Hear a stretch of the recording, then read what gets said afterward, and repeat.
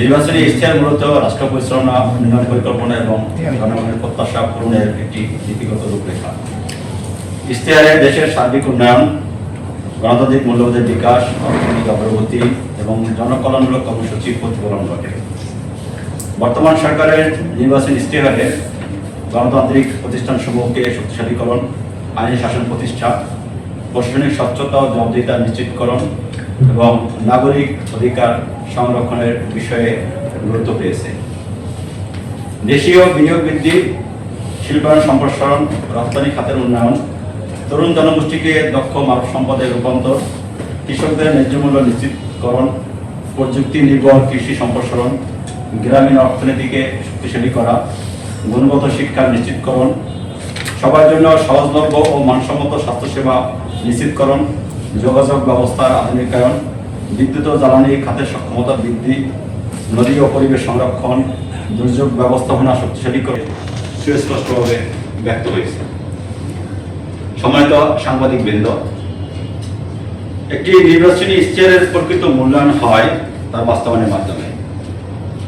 ক্ষমতা গ্রহণের অল্প কিছুদিনের মধ্যে বর্তমান গণতান্ত্রিক সরকার ঘোষিত নির্বাচনী ইশতেহার বাস্তবায়নের কাজ শুরু করেছে। এর অংশ হিসেবে আপনারা অবগত আছেন স্মার্ট কৃষক কার্ড, ফ্যামিলি কার্ড, কৃষি ঋণ মৌকুফ, খাল খনন ও পুনঃখনন, নতুন করে স্পোর্টস, বৃক্ষরোপণ ইত্যাদি জনবান্ধব কর্মসূচি গ্রহণ করেছে। কৃষক কার্ড 2026 সালের 1 বৈশাখ 14 এপ্রিল তারিখে মাননীয় প্রধানমন্ত্রী টাঙ্গাইল জেলায় শুভ উদ্বোধন করেন। এর অংশ হিসাবে পিরোজপুর জেলার নেসারবাদ উপজেলায় এই কর্মসূচির শুভ উদ্বোধন করেন আমাদের জ্ঞান ও গণপূর্ত মন্ত্রণালয়ের মাননীয় প্রতিমন্ত্রী জনাব আহমেদ শরীফ মন্ত্রী। প্রাথমিকভাবে নেসারাবাদে এই কর্মসূচির আওতায় 2712 জন কৃষককে আনা হয়েছে। এছাড়া খাল খনন ও পুনঃখনন কর্মসূচির অংশ হিসাবে সরকার 20,000 কিলোমিটার নদী ও খাল খনন পুনঃখননের ঘোষণা দিয়েছে। মাননীয় প্রধানমন্ত্রী 16 মার্চ তারিখে দিনাজপুর জেলার কাহারোল উপজেলায় এই খাল খনন কর্মসূচির শুভ উদ্বোধন করেন। একই তারিখে পিরোজপুর জেলার ভান্ডারিয়া উপজেলায় মোল্লা খাল পুনঃখননের শুভ উদ্বোধন করেন আমাদের জ্ঞান ও গণপূর্ত মন্ত্রণালয়ের মাননীয় প্রতিমন্ত্রী মহোদয়।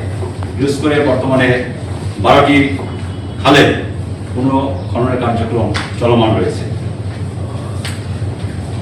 জনগণের প্রত্যাশা পূরণ, উন্নয়ন কার্যক্রমের সুষ্ঠু বাস্তবায়ন এবং সেবার মান উন্নয়নের তথা সরকারের নির্বাচনী ইশতেহার বাস্তবায়নে প্রশাসন সর্বদা নিরপেক্ষতা, জবাবদিহিতা ও পেশাদারিত্বের সাথে দায়িত্ব পালন করবে এবং ভবিষ্যতে করে যাবে। উন্নয়ন, সুশাসন এবং মানব কল্যাণ ভিত্তিক একটি সমৃদ্ধ বাংলাদেশ বিনির্মাণে আপনাদের উপস্থিত সকলের আন্তরিক সহযোগিতা কামনা করছি।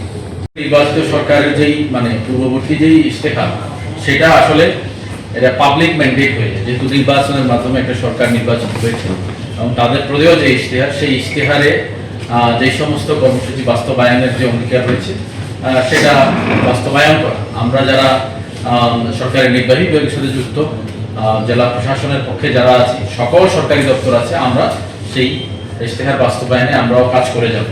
ইতোমধ্যে সরকার যে সমস্ত উদ্যোগ সমূহের কথা ঘোষণা করেছিল, যে তাদের 31 দফা কর্মসূচি এবং নির্বাচনী ইশতেহারে যে রাষ্ট্র ব্যবস্থার সংস্কার, সেখানে গণতন্ত্র এবং জাতি গঠন নিয়ে গণতন্ত্র সংলাপ, ইশতেহার আলাপ, নাগরিক অধিকার বিষয়ক প্রামাণ্যচিত্র প্রদর্শন এবং সহিংসতা দুর্নীতি প্রতিরোধে কমিউনিটি সভা, উঠান বৈঠক, তথ্য বোর্ড প্রদর্শন, টি স্টল মিটিং এবং সড়ক প্রচার, বিলবোর্ডের মাধ্যমে স্থানীয় সেবার উন্মুক্ত তথ্য প্রদান, যেটা ডিসপ্লে বোর্ডের মাধ্যমে বিভিন্ন জনগুরুত্বপূর্ণ স্থানে করা হচ্ছে।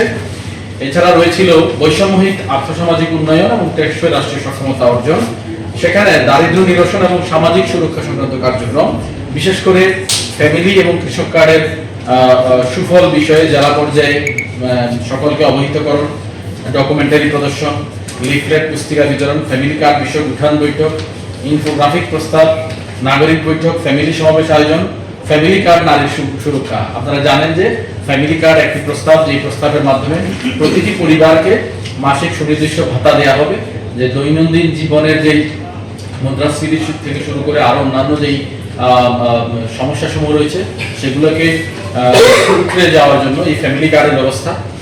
কাজ শুরু করে দিয়েছেন 10টি অগ্রাধিকার প্রকল্প নিয়ে, বিশেষ করে 4টি অলরেডি দৃশ্যমান: কৃষক কার্ড, ফ্যামিলি কার্ড, বৃক্ষরোপণ, খাল খনন।